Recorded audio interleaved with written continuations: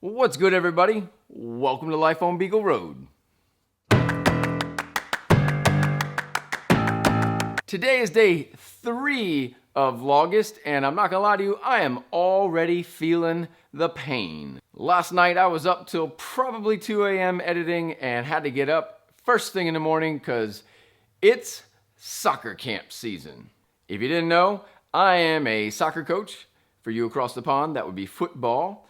And I coach pretty much anyone from age 2 through college. And it gets a little crazy for me in the month of July and August. This whole week I've got soccer camp starting in the morning, a little bit of a break in the afternoon, and then going until about 8:30, 9 o'clock at night.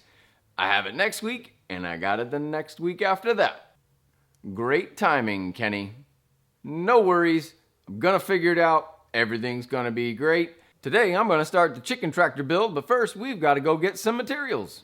We are going to make a record fast trip into Lowe's. We get distracted a lot. The kids start acting crazy. I start having a breakdown, but we're down to 2 kids for this trip. Robbie's off having fun with friends, and I just had a big margarita, so that should help. Bridget, do not crash into the other cart. Watch this.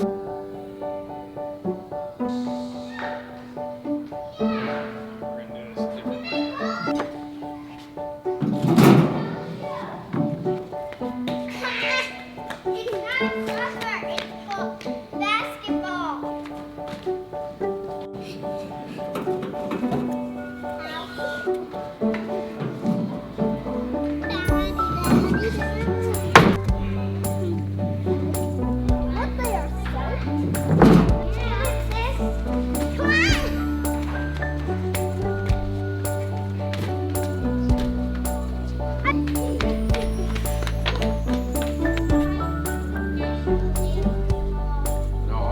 A couple more things.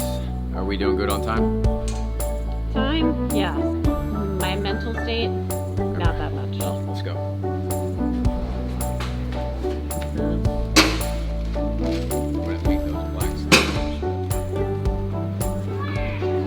What does this say? Wait, are we for sale? I don't want to be for sale. It's the right stuff. Oh, it's the right stuff, baby. Don't stab me with it. Ooh. Yes. Ooh.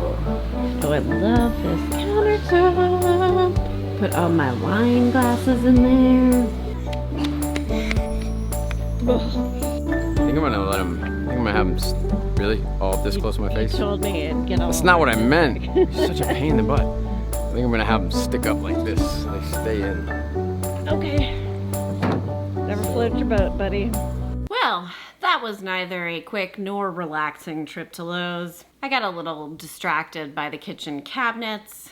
Bridget had a breakdown after she tore off through the parking lot. Oh, and I got a phone call from the state police while we were there. Hey, Robbie, why did we get a call from the state police while we were at Lowe's?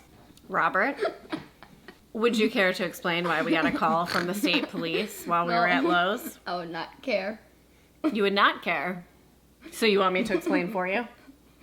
Uh-huh.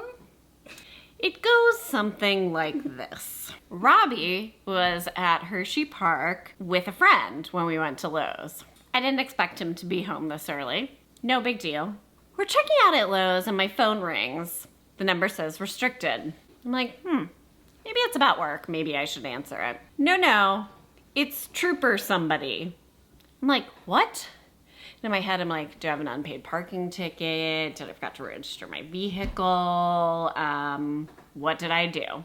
So I played dumb. Officer so-and-so is on the phone. I'm here with your son, Robert. He's home alone. I'm like, okay, is he all right? Yeah, he's fine. He just couldn't find you guys and was worried something happened. No, we're fine. We're at Lowe's. So, talk to the officer, give him all my information, tell him we'll be home in 20 minutes. It's fine. All works out. And we come home and Robbie explains that he thought we were home. when he got out of the car.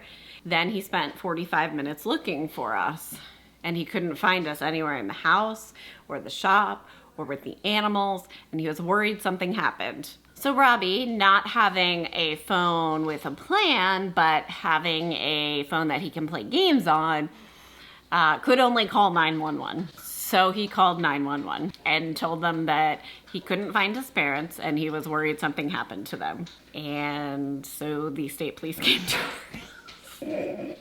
So the running joke now is if Robbie doesn't like something, well, he can always call the police.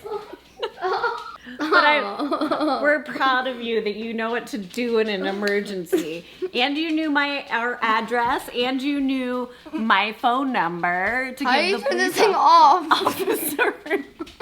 Well, that was something. It's like I told you the other day. Life on Beagle Road is all about the crazy. Now we got everything we need, it's time to get into some shop clothes.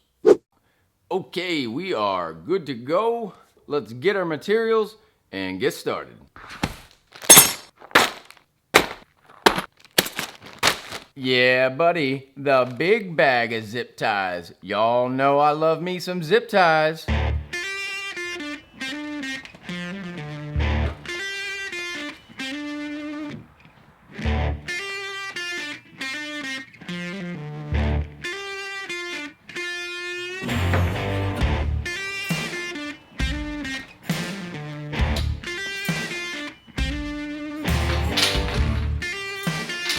Okay, I got everything carried into the shop.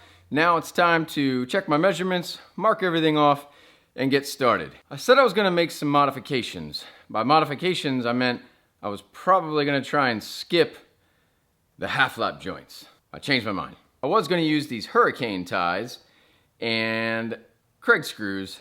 That way I could still hold the load between the two boards, because that's really what that's doing. And the hurricane tie would actually help with the shear strength. But since a lot of times I come up with these ideas that I think are gonna work and then they don't, I decided maybe we shouldn't mess around with that. Although part of me really wants to do half with half laps and the other half without them, just so I can do a test and see which one worked. But then again, why would that even matter once it's built?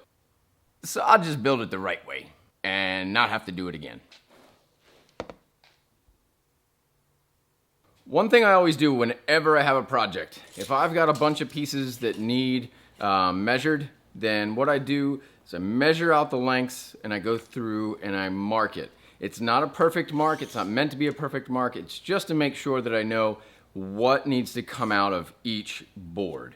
One, I need to make sure that I have all the lumber I'm supposed to have. Two, there's less mistakes made. If I don't do that, what ends up happening is I cut the wrong board or I cut too much on a board or, mistakes get made. So I've learned that this is by far the best way for me personally to make a whole lot less mistakes. Because I make a lot of mistakes in this shop. The other thing I'm gonna do is set up for repeatable cuts. So there's a whole bunch of the same sized cuts only on different pieces of wood. Another reason that I wrote it all down on the wood itself, so I could find those pieces and not have to keep moving my stop block. I use a stop block, I set it up for whatever the measurement is, I cut everything that has to be that length, then I'll move on to the next length. That way I'm not doing 2 feet now, 5'7" later, and then 2 feet again. It's gonna save me time, hopefully.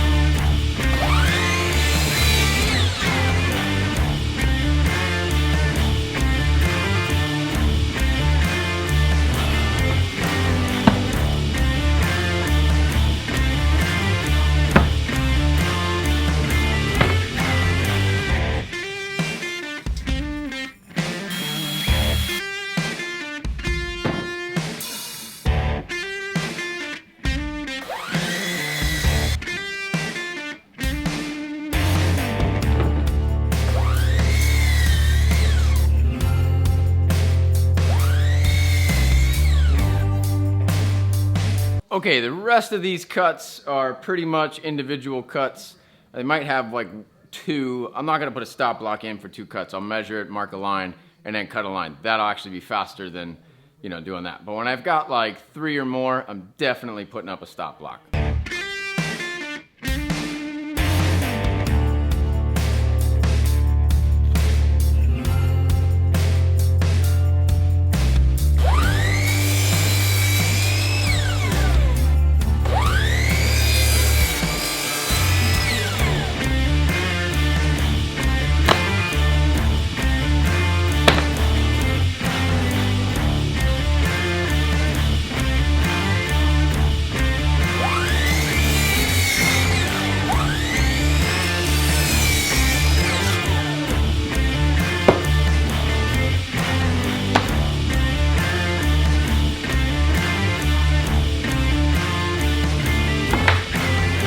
Right, everything is all cut up, and I did it just in time. I didn't have time to do the half lap joints, but all the pieces are cut. Now it's time for me to go back to the field and coach some kids.